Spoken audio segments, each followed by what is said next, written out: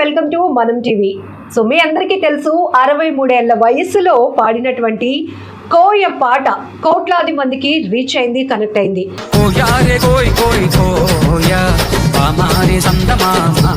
So ఇప్పటికీ మనం చూడొచ్చు, ఆయన ఎలాంటి భారీ సెట్టింగ్స్ లేవు, పెద్ద పెద్ద మైకుల ముందు పాడలేదు, అలా అని ప్రొఫెషనల్ సింగర్ కూడా కాదు. తనకు వచ్చినటువంటి కోయ భాషలో ఆయన పాడిన ఒకే ఒక పాట వితిన్ అవర్స్ లో ఎంతమంది కంటే మిలియన్స్ కి కనెక్ట్ అయింది, మిలియన్స్ కి రీచ్ అయింది.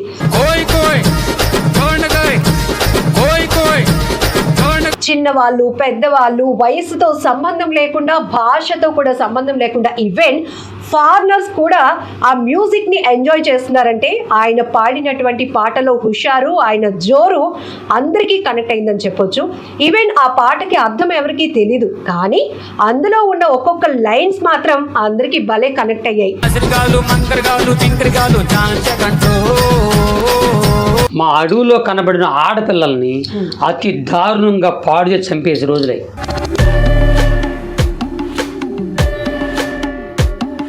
అలాంటి టైంలో ఆ అడవిలో ఆంబోతంకనం అనబడినటువంటి ఒక భయంకర మాంత్రికుడు, ఆయనకి ఆఖరి కొడుకుగా, చివరి కొడుకుగా నేను పుట్టి ఉన్నాను. పాములు గరిచిన, పామిషం దాగిన, సావకుండా ఉండే అడుగు మందులు కొన్ని ఉన్నాయి కొంతకాలం. అవి ముందుకు నాకు త్రాగించారు.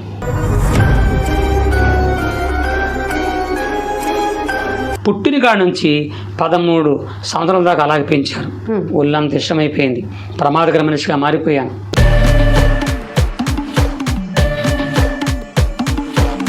ఎల్లకుండా ఇంకా ఆడపిల్లని బాధ పెడుతుంటే, ఆ నరకయాతన అనిపిస్తూ ఆ ఆడపిల్ల ఏడుస్తుంటే, అది నా ట్రైనింగ్ అనమాట. నేను వెళ్ళి నా చేతికోలతో గెలిచేవాడిని, నా కాళ్ళ గుర్రలు తనేసేవాడిని, నా నోట్లో పొలతో కరిచేసేవాడిని. నేను గెలినా కరిసిన నాలో ఉన్న పామిషం అలా వెళ్ళిపోయి.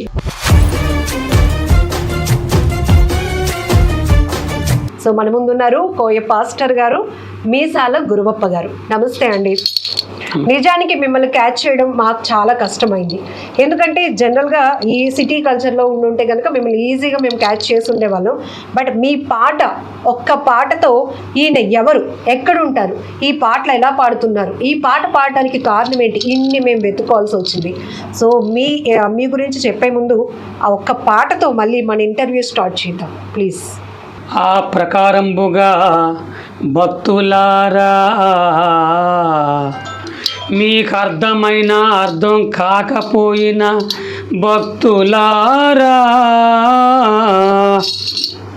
కోయారే కోయ్ కోయ్ కోయా బామారే సందమామా, కోయారే కోయ్ కోయ్ కోయా బామారే సందమామా, కోయ్ కోయ్ కోయ్ కోయ్ ఐజలక హైజక ఐజలక హైజక ఐజలక హైజక డింగిరి డింగిరి డింగిరి డింగిరి హోయ్ డింగిరి డింగిరి డింగిరి డింగిరి హోయ్ రే రే లా రే రే లా రే లా రే రే లా రే రే లా రే లా రే లా రే లా రే లే లా రే లా రే లా రే లే లా రే లా రే లా రే లే లా, కోయా రే కోయ్ కోయ్ కోయా బామారే సందమామా, నెట్ల దేకమో నెట్ల దేకమో చాంచ గోరాజ నెట్ల దేకమో, మజరిగాలు మంగరగాలు పింగరిగాలు జాంజగండ్రో, మస్కోట్లు మంకాళ్ళు పింకుళ్ళు జాంజగండ్రో, కుర్రో కుర్రో. సూపర్. సో ఎంత బాగా కనెక్ట్ అయిందంటే ఇదే, ఎందుకంటే చిన్న పిల్లలు కూడా ఎంతో మంచి ఎక్స్ప్రెషన్స్తో, మరి మీకు ఆ టైం ఉందో లేదో నాకు తెలియదు, కానీ ఒక సెలబ్రిటీలా మారిపోయారు మీరు. ఏమనిపిస్తోంది మీకు? చాలా సంతోషం. ఇది నా తండ్రి కళ, నా కన్న తండ్రి, మా కుల పెద్దలు, మన ప్రపంచంలో, మన భారతదేశంలో పుట్టినటువంటి అనాగరికులు, ఎస్టీ జాతులు, వీళ్ళకి దాదాపుగా ఎన్నో భాషలు. ఈ భాషల వల్ల, ఈ భాషలు ఎవరికి తెలియదు, వినలేదు. చెప్పాలంటే కొంతకాలానికి ఇవి అంతరించిపోతాయి. అయితే ఆ అడవులోనే పుట్టిన భాషలు అడవులోనే అంతరించిపోతున్నాయి. దీనికి మరి మన పరిస్థితి ఇంతేనేమో, మనం ఎలాగే కనుమరుగైపోతాయేమో, మన భాషలు మొత్తం కనుమరుగైపోతాయి. కాబట్టి ఈ కనీసం మన భాష ఇంత పెద్ద భాష కాకపోయినా కొద్దిగైనా అందరికి ఇంగ్లీషు, హిందీ, తమిళం, కన్నడ, మలయాళం ఇలాంటి భాషలు మంచి ఫేమస్గా ఉన్నాయి. కానీ వెనకబడినటువంటి కళలో కూడా కని వినేరగని ఒక కోయ భాషలు అంటే కోయ భాష అంటే దీంట్లో రకాలు ఉన్నాయి. పాముల, ఎరుగులు, యానది, లంబ, డక్కల, నక్కల, చెంచు, గంగిరెళ్ళు ఇలాంటివి 18 రకాల వెనకబడిన జాతులు. వీళ్ళకి ఎన్నో భాషలు ఉన్నాయి, భాషలతో మాట్లాడుకుంటారు.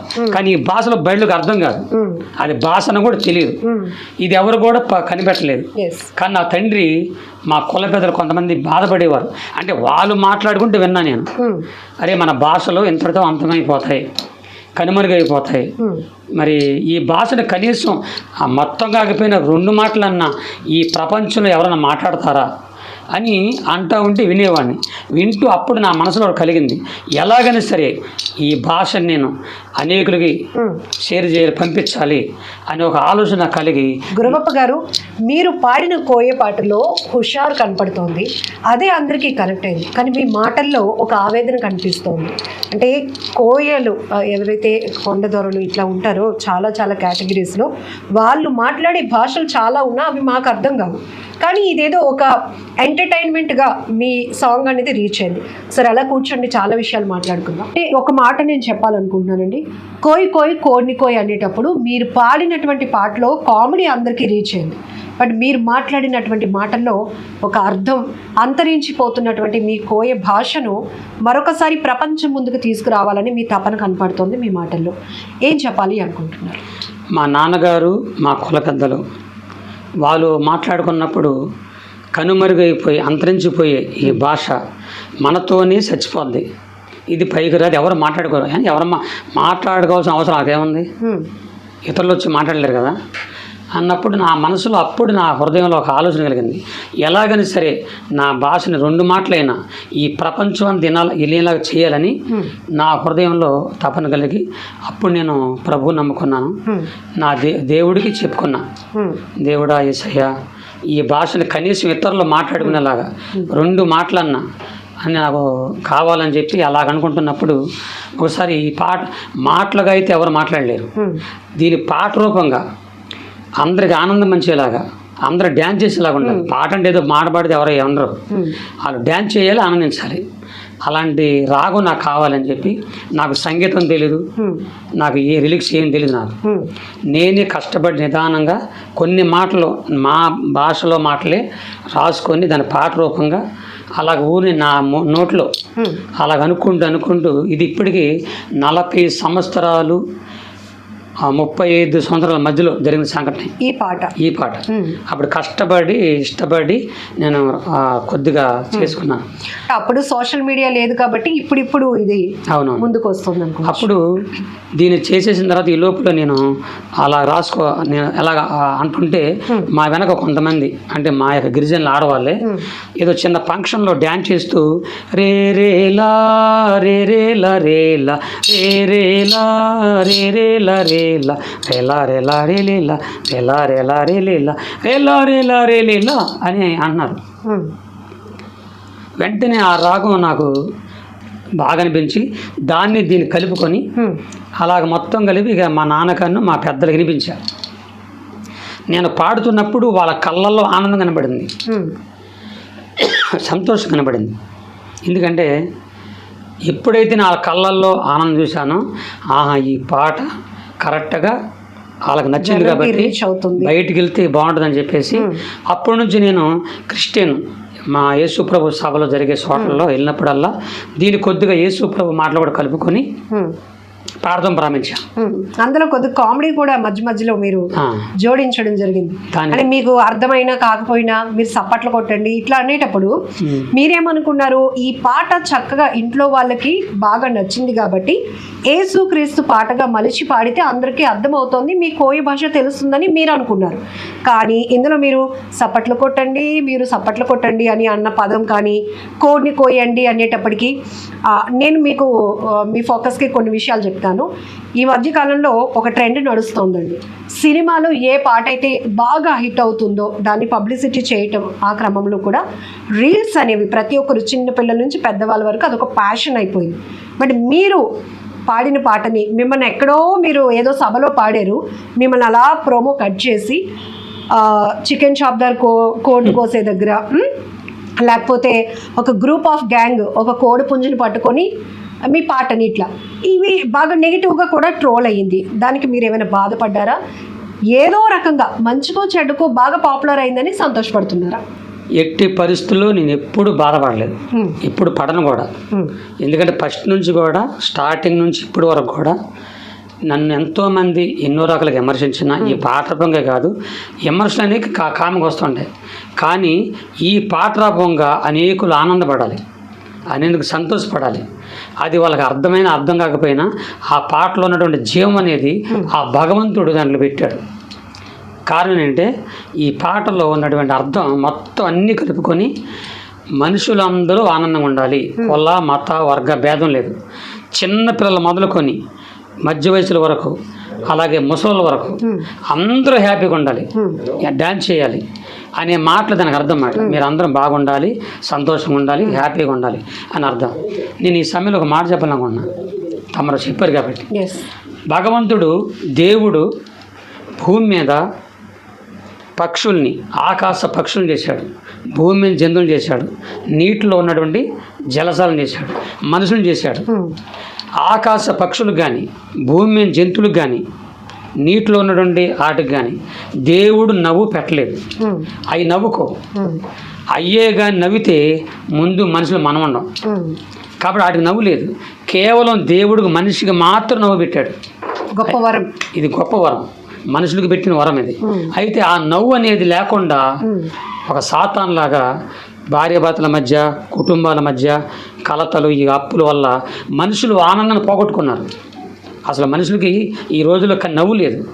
ఈ రోజున డాక్టర్ మహానుభావులు, నాకు భలే ఇష్టం అలాంటి ఆ డాక్టర్ మహానుభావులు ఆ మధ్య రీసెర్చ్ చేసి మనుషులకి రోగాలు రావడానికి మెయిన్ కారణం ఏంటంటే మనుషులు నవ్వకపోవడమే. నవ్వకపోవడం ఒక రోగం అని అన్నారు. అది నవ్వితే అన్ని రోగాలు పోతాయంట. ఆరోగ్యమే మహాభాగ్యం. నిజంగా ఆరోగ్యం రావాలంటే మనస్ఫూర్తిగా నవ్వాలి. ఏదో నవ్వండి అయ్యే కాదు, హృదయపూర్వకంగా నవ్విన తర్వాత శరీరంలో మంచి ఆరోగ్యం వద్దండి. నవ్వకపోవడం వల్ల ఈ షుగరు, బీపీ, ఆ టెగులు ఈ టెగులు అన్నీ గ్యాస్ టెగులు వచ్చి మనుషులు హాస్పిటల్ పాలైపోతున్నారు. కాబట్టి మనుషులు నవ్వాలి. నవ్వటం వల్ల ఇప్పుడు చూడండి, మీరు గమనించండి, షుగర్ వ్యాధి గ్రస్తుల్ని చూడండి, వాళ్ళు కానీ హ్యాపీగా కానీ వెళ్తే షుగర్ చాలా కంట్రోల్ ఉంటుందంట. ఈ మందులని పక్కన ఉంచండి, ఈ తిండి పక్కన ఉంచండి, నవ్వుతూ వెళ్ళి పరీక్ష చేసుకుంటే షుగర్ నార్మల్ అయిపోద్ది. అన్ని మందులు వాడినా నవ్వకుండా బాగా బాధలు వెళ్ళదనుకోండి, షుగర్ ఎక్కువైపోతుంది. ఇప్పుడు మిమ్మల్ని ట్రోల్ చేసినందుకైతే మీరు అసలు ఎప్పటికీ బాధపడను. కారణం నా కన్న తండ్రి, మా కుల పెద్దల ఆశ నెరవేర్చాను. అంటే మీరు పాడిన పాట కోట్ల మందిని నవ్విస్తున్నందుకు మీకు సంతోషం? చాలా హ్యాపీగా ఉంది, ఆనందం. నన్ను ఏదో నవ్వుతాను, నన్ను జోకర్గా అనుకో అవసరం లేదు. వాళ్ళు జోకర్గా అనుకున్నా పర్లేదు, కానీ నేను మాత్రం బాధపడను. అనుకోవడానికి ఏముంది సార్, మీరు ఇంత బాగా మాట్లాడుతున్నారు, చాలా నాలెడ్జ్డ్గా మాట్లాడుతున్నారు. సో మీ భాషల కోసం మాట్లాడుతున్నారు. మీ ఏదైతే కోయ జాతి, కొండ జాతులు ఉంటాయి, వాటి కోసం కూడా మీరు చాలా ఫైట్ చేయాలనే ఒక ఆలోచన మీలో కనపడుతూ ఉంది. సో ఇప్పటి వరకు మీసాల గురవప్ప గారు అంటే ఎవరికీ తెలియదు, జస్ట్ మీరు ఏదో ఒక చర్చ్కి పాస్టర్గా వ్యవహరిస్తున్నట్టున్నారు.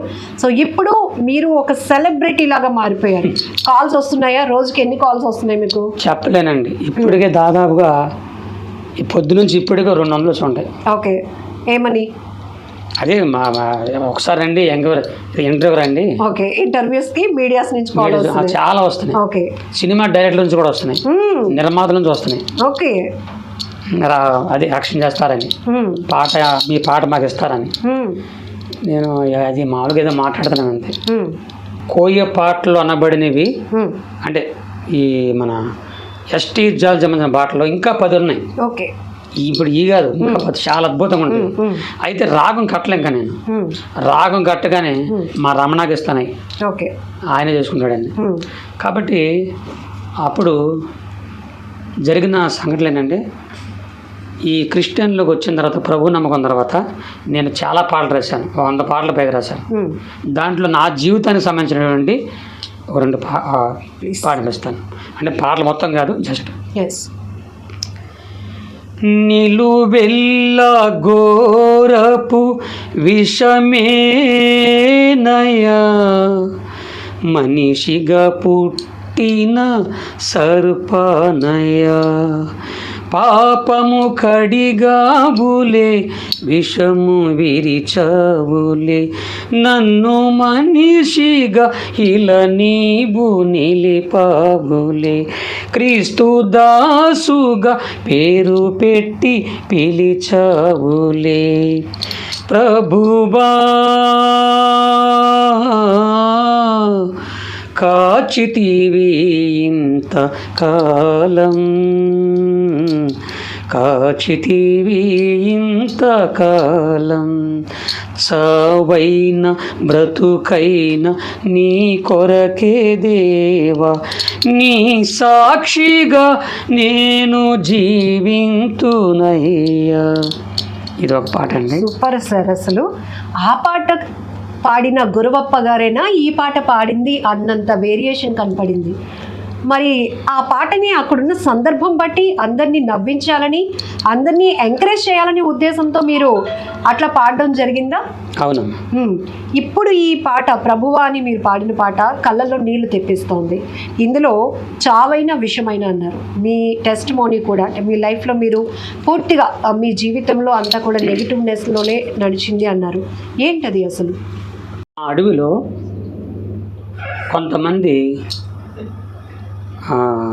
తాగుబోతులు, తిరుగుబోతులు, ఈ రౌడీలు, గూండాలు, స్మగ్లర్లు, దొంగలు ప్రభుత్వ చట్ట వ్యతిరేకంగా అడవిలోకి వచ్చి అడవి సంపద, జంతు సంపద దొంగతనంగా దోసుకెళ్ళిపోవడం కాకుండా మా అడవిలో కనబడిన ఆడపిల్లల్ని అతి దారుణంగా పాడు చేసి చంపేసి రోజులై. అలాంటి రోజుల్లో మా పెద్దలు వెళ్ళి మా కులసయ్య అడవిలో పుట్టి అడవిలో చచ్చిపోయేవాళ్ళు మేము. అలాంటిది మా ఆడపిల్లల్ని ఇంత ఘోరంగా చేస్తున్నారు, మీకు తగదయ్యా, మమ్మల్ని వదిలేయమని చెప్పి అంటే వాళ్ళు, మీరు అడవి మనుషులు, మిమ్మల్ని చంపినా మిమ్మల్ని ఏం చేసినా మీకు రాజకీయం మీకు ఎవరు లేరు, పోలీసు వారు మీకు ఎవరు లేరు, మిమ్మల్ని చంపేసినా మమ్మల్ని అడిగే దిక్కు లేదు మీకు అని చెప్పి అలాగ ప్రవర్తిస్తున్న రోజుల్లో అడవిలో ఉన్నటువంటి మా పెద్దలు వాళ్ళు ఒక ఆలోచనలకు వచ్చారు. ఇలాగ మన ఆడవాళ్ళని చంపుకొని వెళ్ళిపోతే భవిష్యత్తులో ఆడజాతి, అంటే అడవిలో ఉన్న ఆడజాతి నశించిపోతారు. ఆడజాతి నశించిపోతే అడవి జాతి నశించిపోద్ది. ఎలాగైనా సరే మన ఆడవాళ్ళని మనం ఏదో రూపంగా కాపాడుకోవాలి. మన అంతా అలాగ వచ్చేస్తున్నారు. వాళ్ళ దగ్గర తుపాకులు, బాంబులు ఉన్నాయి, మన దగ్గర ఏమి లేవు. ఎలాగైనా మన ఆడవాళ్ళని వాళ్ళ నుంచి కాపాడుకోవడానికి ఏదన్నా ఒకటి తయారు చేద్దామని వాళ్ళు మాట్లాడుకున్న రెడీగా ఉన్నారు. అలాంటి టైంలో ఆ అడవిలో ఆంబో తెంకన్న అనబడినటువంటి ఒక భయంకర మాంత్రికుడు, ఆయనకి ఆఖరి కొడుకుగా, చివరి కొడుకుగా నేను పుట్టి ఉన్నాను. ఇక్కడ చాలా మందికి డౌట్ వస్తుంది. పోలీస్ వ్యవస్థ, న్యాయ వ్యవస్థ ఇవన్నీ ఉన్నాయి కదా, అంత అనాగరికతమైనటువంటి ప్రాంతం ఎక్కడి నుంచి వచ్చారు మీరు? అసలు మీ కుటుంబ నేపథ్యం ఏంటి? అది అడవి ప్రాంతం అంటే భద్రాచలం దగ్గర కొంట అనే ప్రాంతం. అది ఆంధ్ర, తెలంగాణ, ఒరిస్సా, ఛత్తీస్గఢ్ 4 రాష్ట్రాల అడవి. అది ఇప్పుడు దాదాపుగా అది ఎప్పుడు అంటే 70 అవతల అనమాట నేను చెప్పేది. ఇప్పుడు చెప్పే చరిత్ర అంతా 1970 అవతల, అంతకుముందు అనమాట. అక్కడ జరిగే సన్నివేశాలు అలాగా. ఇప్పుడు ఏ వ్యవస్థ అయినా ఎవరు ఇప్పుడు అడవుని పక్కన ఉంచండి, ఈ రోజున సమాజంలో ఎంత సెక్యూరిటీగా ఉన్నప్పటికీ ఇక్కడే ఆడల మధ్య ఆఘాతం జరగట్లేదా? ఘోరం జరుగుతున్నాయి. మీరేం చేశారు? ఇప్పుడు అంతా అయిపోయిన తర్వాత అప్పుడు వస్తారన్నమాట. ఏదైనా జరిగితే అప్పుడు వస్తారు. అలాగే అక్కడ అలా జరుగుతున్నప్పుడు ఎవరికి ఈ మా వాళ్ళు ఎవరు చెప్పుకుంటారు? చెప్పుకుంటాక పోలీసు వారు కానీ ఏ మంత్రి తెలుసు, మాకెవరు తెలియదు కదా. అందుకని చెప్పి వాళ్ళు బాధపడుతూ అప్పుడు ఆలోచన కలిగి వాళ్ళు ఏం చేశారంటే ఒక నిర్ణయానికి వచ్చి, నేను పుట్టినప్పుడు మా నాన్నగారు, మా బంధువులు కలిసి నన్ను మా ఆడవాళ్ళని, అడవిలో ఉన్న ఆడవాళ్ళని కాపాడుకొని ఒక రక్షకుడిగా, ఒక కాపరిగా, ఎవరైనా ఆడవాళ్ళ జోలికి వస్తే వాళ్ళని చంపేసి మా ఆడవాళ్ళని కాపాడుకుని ఒక రక్షకుడిగా తయారు చేద్దామని చెప్పి వాళ్ళు ఆలోచించుకొని అడవిలో ఉన్నటువంటి పాములు గరిసిన, పామిషం దాగిన, సావకుండా ఉండే అడవి మందులు కొన్ని ఉన్నాయి కొంతకాలం. అవి ముందుకు నాకు త్రాగించారు. వాడి శక్తి మనిషి శరీరంలో ఉన్నంతకాలం మనిషి బతికే ఉంటాడు. పాము విషం తాగినా పామును కలిసినా ఇంకా చచ్చిపోయి మందులు ఎదగినా మనిషి బతికే ఉంటాడు. వాడి శక్తి మనుషుల శరీరంలో ఉన్నటువంటి ఆ మందుల శక్తి తగ్గిపోవడగానే చచ్చిపోతాడు, ఎన్ని మందులు బతకడు. అందుకే నేను ముందు బతికించుకోవడానికి నా తండ్రి మా బంధువులు వాళ్ళు కలిసి ఏం చేశారంటే నాకు ఈ నల్లేశ్వర, తెల్లేశ్వర, భూమేశ్వర, మణికంఠమని కొన్ని అడుగు మందులు నాకు త్రాగించి ఆ తదుపరి 5 రకాల పేర్లు కలిగిన పాముల విషయాన్ని నేను పుట్టింది మొదలుకొని నాకు 13 సంవత్సరాల వయసు వచ్చే వరకు నేను తినే ఆహారంలో తాగే నీళ్ళల్లో కొద్ది కొద్దిగా కలుపుతూ నాకు తెలియదు కదా, ఆ విషయం తెలియదు నాకు, అలా కలిపి నాకు తాపిస్తూ ఉండేవారు. మనం ఇప్పుడు భోజనం చేసేటప్పుడు నెయ్యి ఎలా కలుపుకుంటామో అలాగే దాన్ని వేసేవారు. అలాగ తిని పుట్టిన కాడ నుంచి 13 సంవత్సరాల దాకా అలాగే పెంచారు.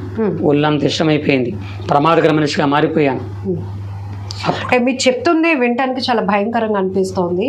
మీరు కొన్ని ఇంటర్వ్యూలో ఇచ్చిన ఈ మీ మాటలు విన్న తర్వాత పున్నమి నాగు సినిమా స్టోరీని చెప్తున్నారు ఈ గురువప్ప తనను తాను ఎస్టాబ్లిష్ చేసుకోవడానికి అని. ఇది నిజమైన అంటే మీ నిజ జీవితంలో జరిగినటువంటి వాస్తవాలు చెప్తా ఉన్నారా మీరు? అవునమ్మా, అంటే పున్నమి నాగు సినిమా కానీ సినిమా యాక్టర్లు కానీ డైరెక్టర్ నాకు ఎవ్వరు తెలియదు. నేను అది ఒక మాట చెప్తాను ఇదవని అంటే ఇప్పుడు యశవంతో ఉన్న నేను ఎవరైనా మా ఆడపిల్లల జోలికి వస్తే వెళ్ళిపోయేవాడిని. అంటే నన్ను అలా పెంచారన్నమాట. వెళ్ళి ఆ పట్టుకొని ఎవరైతే వచ్చి మా ఆడవాళ్ళని బాధ పెడుతున్నారో నేను అందరికి వెళ్ళేవాడిని. వాళ్ళు కానీ ఆడవాళ్ళని వదిలేసి వెళ్ళిపోతే నేను ఏం చేసేవాడిని కాదు, వాళ్ళు వెనకబడేవాడిని కాదు, వాళ్ళు వెళ్ళిపోయేవాళ్ళు. వెళ్ళకుండా ఇంకా ఆడపిల్లలను బాధ పెడుతుంటే ఆ నరకయాతన అనిపిస్తూ ఆ ఆడపిల్లలు ఏడుస్తూ ఉంటే అది నా ట్రైనింగ్ అనమాట. నేను వెళ్ళి నా చేతిగోళ్ళతో గెలిచేవాడిని, నా కాళ్ళ గుర్రులు తన్నేసేవాడిని, నా నోట్లో పొలతో కరిచేసేవాడిని.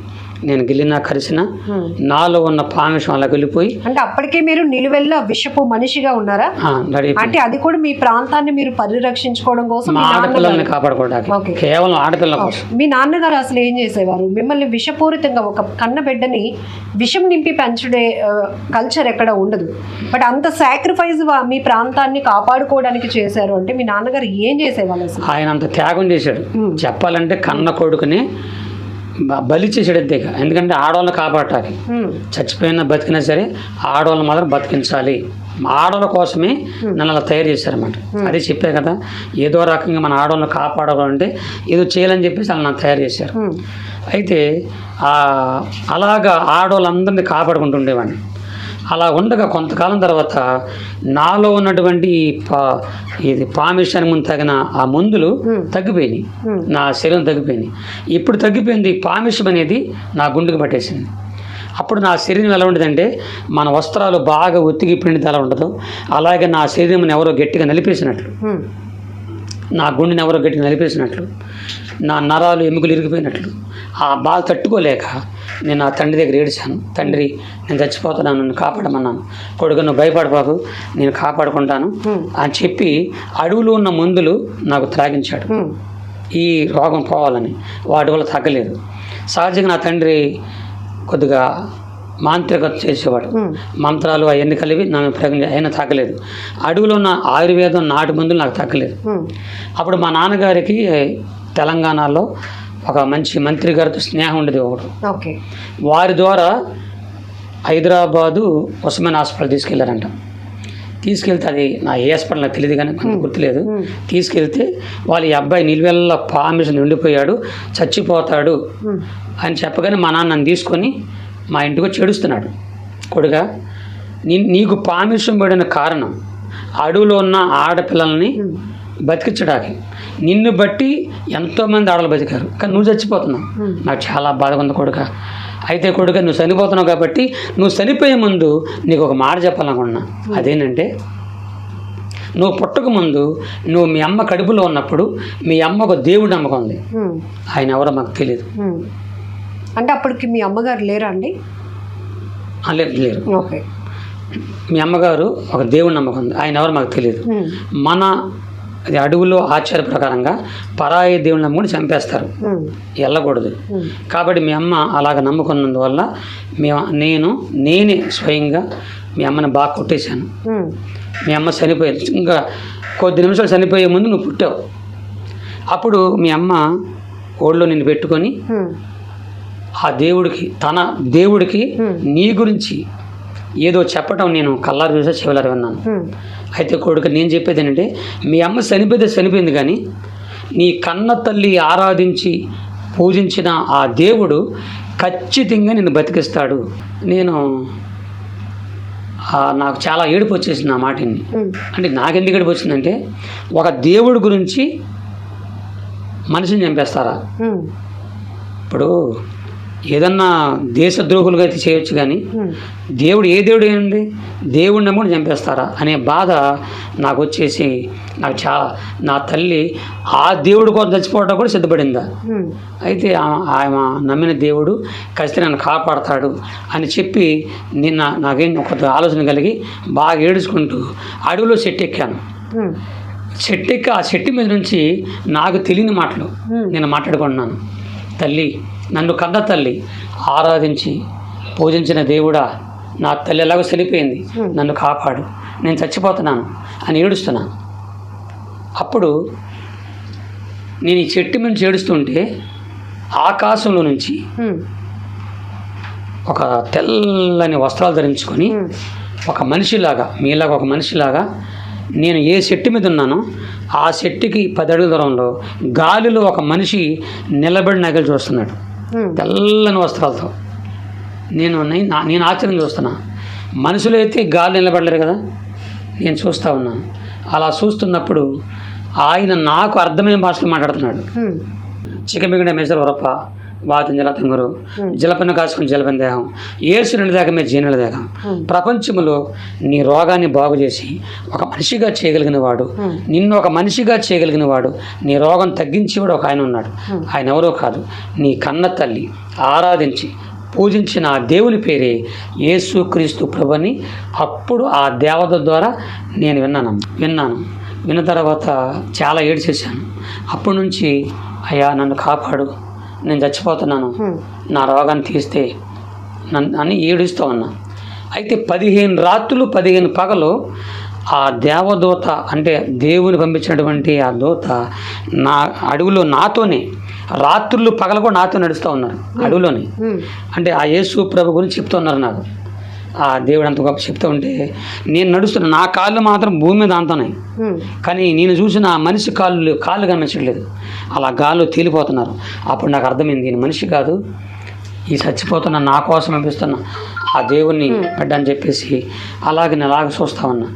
అయితే 19 అప్పుడు ఆ యేసుప్రభు చరిత్రని విన్న తర్వాత ఖచ్చితంగా ఈ యేసుప్రభు నన్ను నా తల్లిదేవుడే నన్ను బాగు చేస్తాడు అని నా మనస్ఫూర్తిగా నేను అనుకొని ఉండగా 1984 సంవత్సరం 84 సంవత్సరంలో గుంటూరు అనే పట్టణంలో యేసు ప్రభు సభలు జరుగుతూ ఉన్నాయి.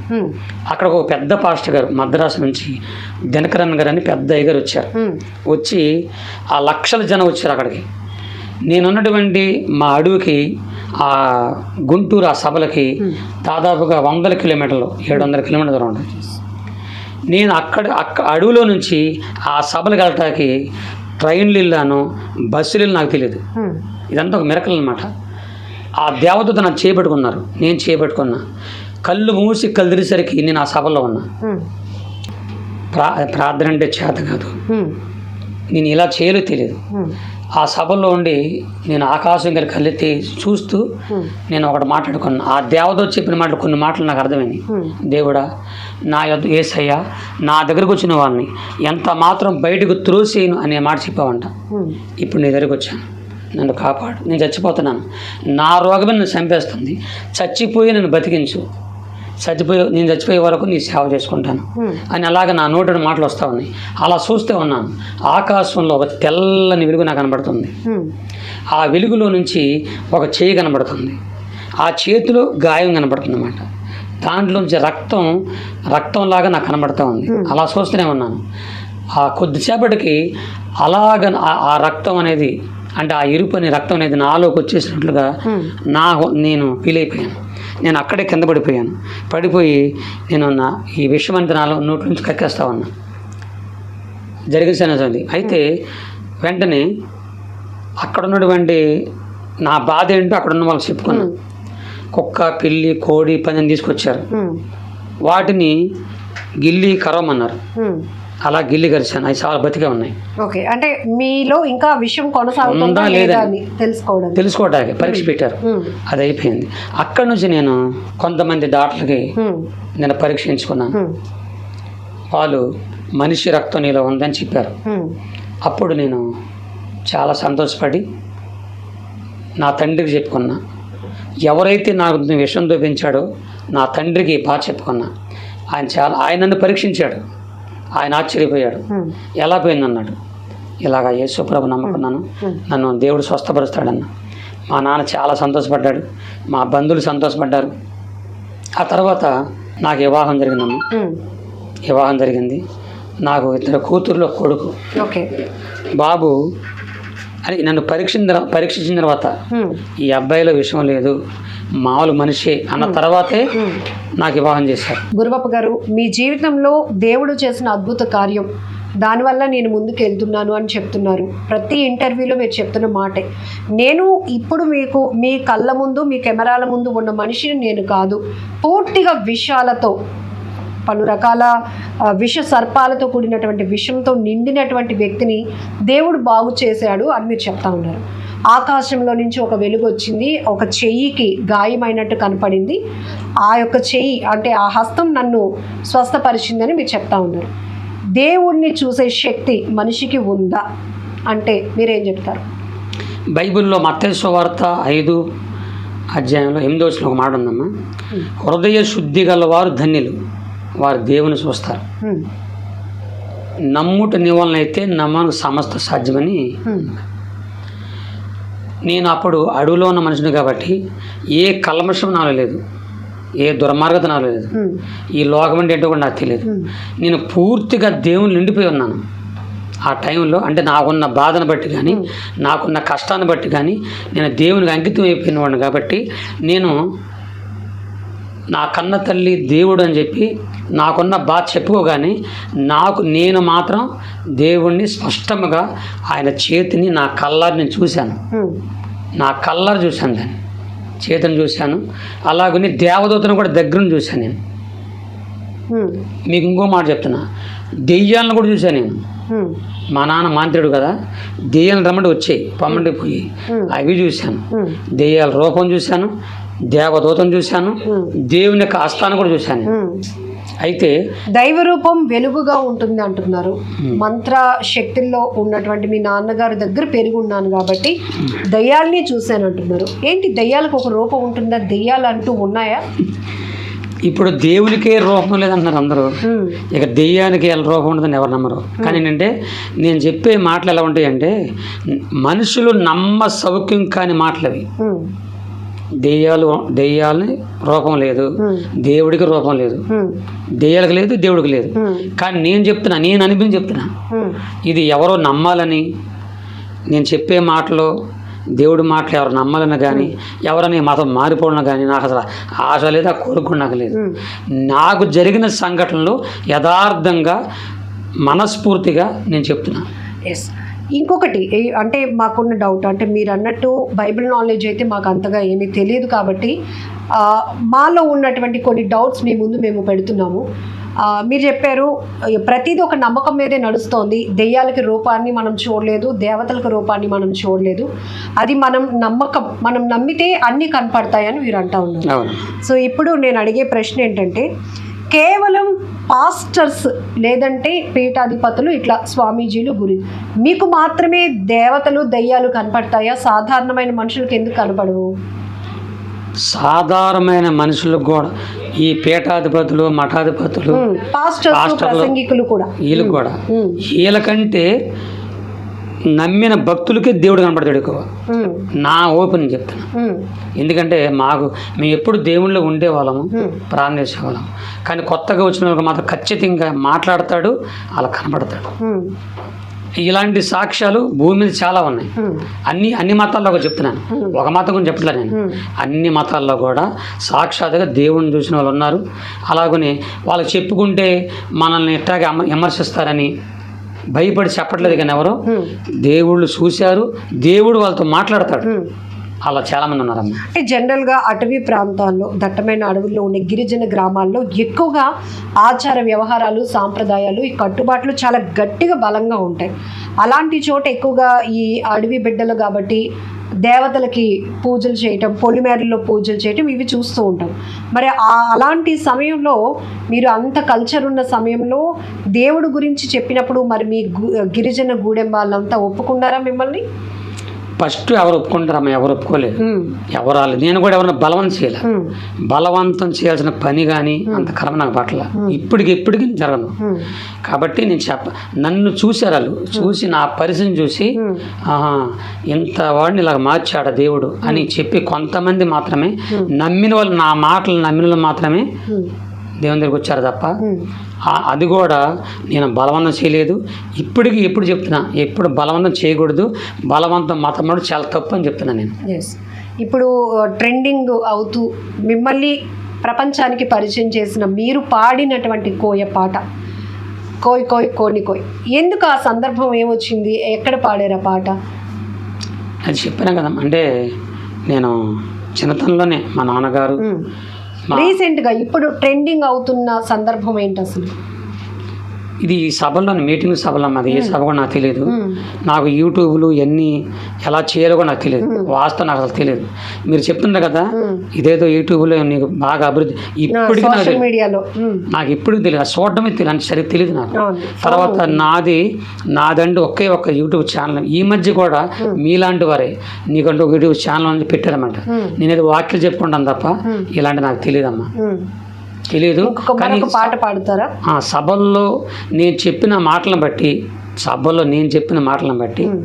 ఆ సభల్లో పాడిన ఆ పాటలను బట్టి మరి మీలాంటి వాళ్ళు అలా పెట్టుంటారమ్మా. నేను మాత్రం పెట్టలేదు. నా యూట్యూబ్ నుంచి అలా పెట్టలేదు. నేను వాళ్ళు పెట్టుకున్నారండి. ఇప్పుడు నా జీవితంలో ఇంకొక పాట పాడతాను, మీరు అడిగారు కాబట్టి.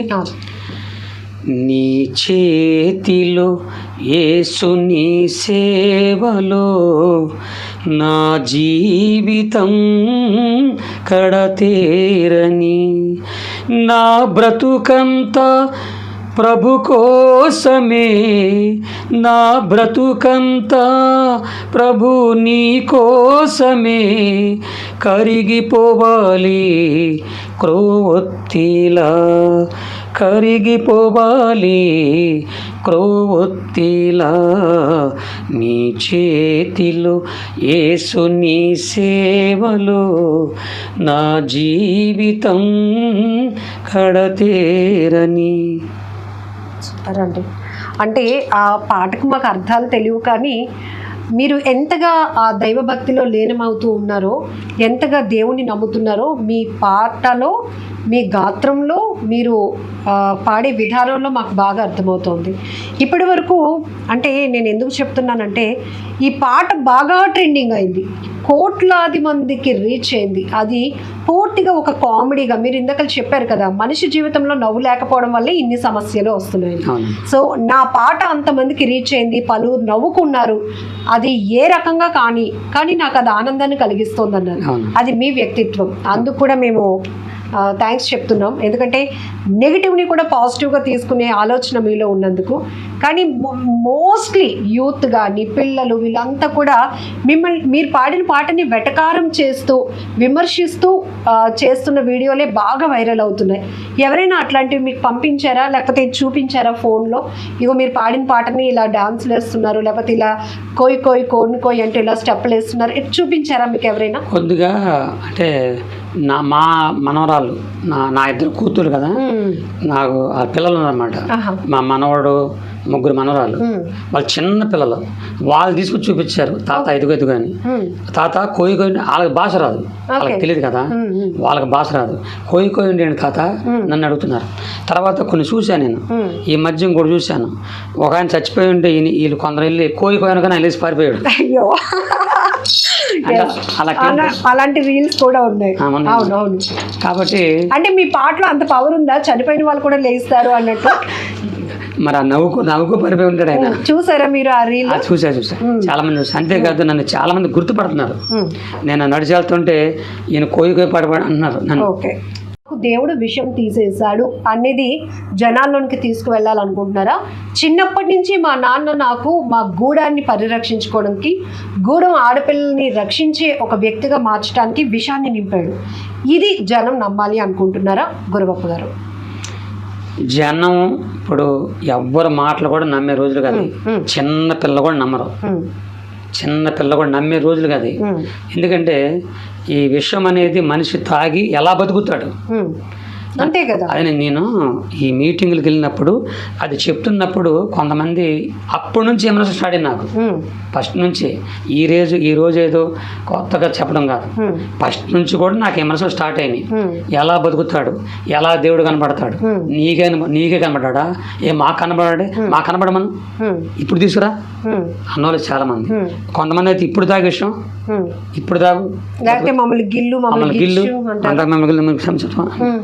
నిజంగా ఆ రోజుల్లో విషయం ఉన్నప్పుడు వస్తే గిల్లేసేవాడిని, మరి లేదుగా. అందుకని అంత ధైర్యంగా వస్తున్నారు. అంటే అలా ఎగతాలు చేసిన వాళ్ళు ఉన్నారు, ఎలా కొన్ని చేస్తున్నారు. ముఖ్యంగా మేము వెనకబడిన వాళ్ళమ్మ, బాగా వెనకబడిన వాళ్ళం. తమరు చెప్పిన మాట చెప్తున్నా, బాగా వెనకబడిన వాళ్ళం, గిరిజనులు, ఆ దేవుని నమ్ముకొని వస్తున్నాం. నేను కొద్దిగా ఇలా బయటకు వచ్చిన తర్వాత ఈ పాటల రూపంగా, ఈ సాక్ష్య రూపంగా, వాక్య రూపంగా ఏ సభకి వెళ్ళినా స్టార్టింగ్ నుంచి ముగింపు వరకు అందరూ హ్యాపీగా ఉంటారు. నిద్రపోయి ముసలిలు వేసి కూర్చుంటారు. నా మాటలు అలాగ అంటారన్నమాట. అది కొంతమంది పాస్టర్లకి నచ్చలా. అంటే నేను అందరూ తర్వాత వాళ్ళందరూ నా దగ్గరికి వచ్చి ప్రేర్ చేయించుకునేవాళ్ళు. వాళ్ళ దగ్గరికి వెళ్ళేవాళ్ళు కాదు. వాళ్ళు ఏదైనా చెప్తూ నిద్రపోయేవాళ్ళు. వాళ్ళు చెప్తే నిద్రపోయేవాళ్ళు, నేను చెప్తే లేచి నుంచుని డాన్స్ చేసి ఆనందించేవాళ్ళు. ఇలా పాస్టర్స్ నుంచి మీకేం కాల్స్ రాలేదా? ఏంటి ఆ పాట, ఆ కోడిని కోయి అండం ఏంటి, అందరూ బాగా నెగిటివ్గా వెళ్తుంది, అట్లా ఎవరైనా అడిగారండి? నన్ను ఎవరు అడగలేదు, కానీ చాలా మంది 100కి 90% సంతోషపడ్డారు. ఏదో రూపంగా మన పాట బయటకెళ్ళింది, అందరూ సంతోషపడుతున్నారు. నిన్న ఆ దేవుడు ఈ 2005లో దీవించాడు. ఈవెన్ సెలబ్రిటీలు కూడా డాన్సులు వేస్తున్నారు. మాకు రాని ఆధిక్యత నీకు వచ్చింది కాబట్టి దేవుడు నీకు చేసిన మేలే. నువ్వేమి భయపడొద్దు, ఎవరు విమర్శించినా, ఎవరు ఎన్నుకున్నా నువ్వు బాధపడొద్దు, భయపడి నీ కోసం ప్రేయర్ చేస్తామయ్యా అని కొందరు నన్ను బలపరిచారమ్మా. అయితే అప్పుడు ఫస్ట్ నుంచి కూడా నాకు విమర్శలు ఎక్కువ ఉన్నాయి. ఈ రోజు ఇది కొత్తగా వచ్చిన విమర్శలు కాదు, చాలా ఇబ్బందిగా అయినప్పటికీ నా భార్యగా నా బిడ్డలు కూడా బాధపడేవారు. ఎందుకు డాడీ, ఎందుకయ్యా, వద్దులే ఏదని చెప్పమంటే, కానీ నా దేవుడు నాకు ఇన్ని మేలు చేశాడు, ఎందుకు నేను చెప్పకుండా ఉండాలి అని బాధ కలిగిద్దాము. బాధ కలుగుతూ నేను చెప్తున్నాను. ఇప్పుడు ఈ పాటలో ఒక చరణం, అది మాకు అర్థం కాలేదు కానీ వింటానికి చాలా బాగుంది, అదొకటి పాడతారా? ఈ కోయి పాటలో. కోయి పాటలో నెట్ల దేకము జాంజగుయేసు నెట్ల దేకము, మదిరిగాలు మంగరగాలు పింగరగాలు జాంజగండ్రు, మస్కోట్లు మంకాళ్ళు పింకుళ్ళు జాంజగండ్రు.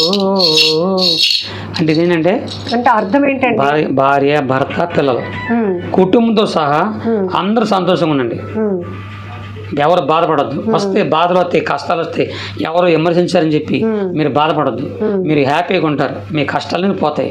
మన కష్టాల బాధలను పోవాలంటే భగవంతుడు ఉన్నాడు. అత్తింటి వారు, పుట్టింటి వాళ్ళు, పక్కింటి వాళ్ళు ఎవరికి సహాయం చేయకపోయినా, మనకెవరు తోడు రాకపోయినా దేవుడు ఒకడు ఉన్నాడు, భగవంతుడు ఉన్నాడు. ఆయన మనల్ని ఖచ్చితంగా దీవిస్తాడు. మీరు సంతోషంగా ఉండండి, ఆనందంగా ఉండండి, ఆయన దగ్గర రండి, మీ సమస్యలన్నీ పోతాయి అని అర్థం ఉంది. 40 సంవత్సరాలు నా దేవుని సేవలో ఏ కులాన్ని కానీ, ఏ మతాన్ని కానీ, ఏ వ్యక్తిని కానీ, ఏ జాతిని కానీ, ఏ ఇతర దేవతా దేవుణ్ణి కానీ, ముఖ్యంగా ఏ పాస్టర్ను కూడా నా నోటితో దూషించలేదు, ద్వేషించలేదు. ఎందుకంటే అలాంటి దౌర్భాగ్య జీవితం నాకు లేదు. నేను ఎవరికి విమర్శించకి వెళ్ళినవాడు కాదు. నన్ను ఎవరైనా కొట్టినా నేను తిట్టినా భరిస్తాను తప్ప నేను తిట్టను. నాకు విమర్శలు అనేవి నాకు తగవు. నా దేవుడు నాకు చెప్పింది ఏంటంటే విమర్శలోకి వెళ్ళొద్దు. ఒకవేళ నేను ఎవరైనా విమర్శించినా నీ సాక్ష్యాన్ని బట్టి, నువ్వు చెప్పే సాక్ష్యాన్ని బట్టి కానీ, పాటలు బట్టి కానీ విమర్శించారనుకో, నవ్వుకోమన్నాడు. నువ్వు నవ్వుకో, వాళ్ళ కోసం ప్రాణం చేయమన్నాడు. నేను అలాగే నవ్వుకుంటున్నాను. ఎవరన్నా విమర్శించారనుకో సెలలో, నేను చూసి నవ్వుకుంటా. ఆనందపడతా, అంతేగాని ఏడవను. అమ్మే నా గురించి విమర్శించారే, నా లైఫ్ పోద్దని బాధపడను. కారణం నన్ను నడిపించిన వాడు దేవుడే, నన్ను కాపాడినవాడు దేవుడే. ఆ దేవుని చెప్పుకుంటున్నాను. ఆయనే నన్ను, నా భార్య, నా బిడ్డలు ఇప్పటిదాకా పోషించాడు. ఇప్పటికీ నాకు సొంత ఇల్లు లేదండి, సొంత చర్చి కూడా లేదు. మాకున్న గుడివాళ్ళు ఒక చిన్న చర్చి, కిందేమో ఇల్లు ఉండేది, పైన చర్చి ఉండేది.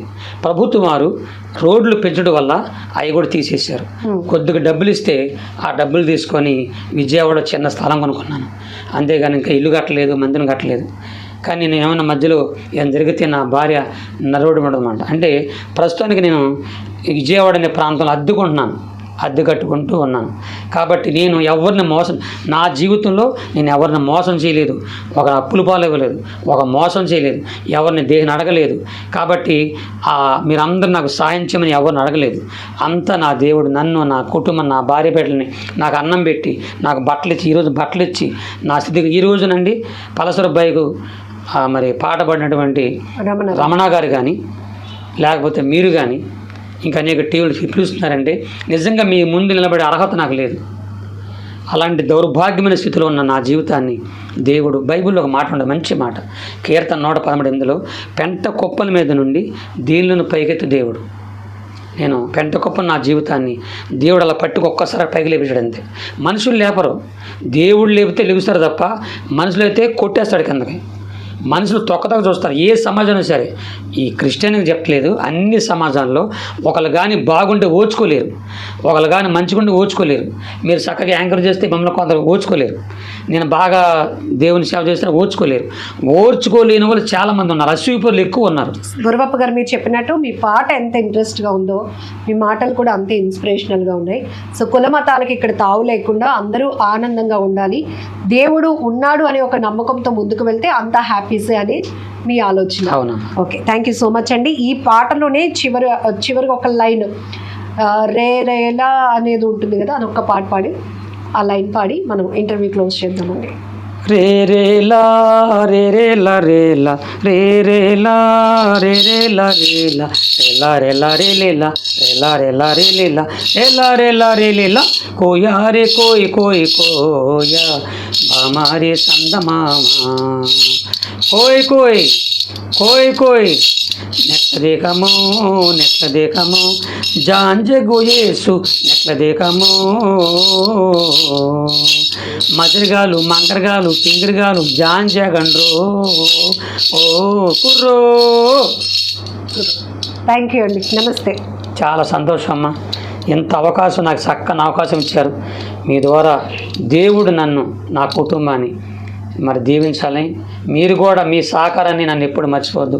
మా లాంటి వెనకబడిన వాళ్ళు, అభాగ్యులం, మా భాషలన్నీ కూడా కొంతకాలానికి హరించిపోతాయని భయం చేత నేను దేవుడికి ప్రార్థన చేసుకుంటాను. సో ఇంటర్వ్యూ ద్వారా ప్రజలు కూడా మిమ్మల్ని, మీ పాటను చూశారు, ఇప్పుడు మీ మాటలు కూడా చూస్తున్నారు, వాళ్ళు కూడా మిమ్మల్ని ఎంకరేజ్ చేస్తారని హార్ట్ఫుల్గా కోరుకుంటూ నమస్తే అండి.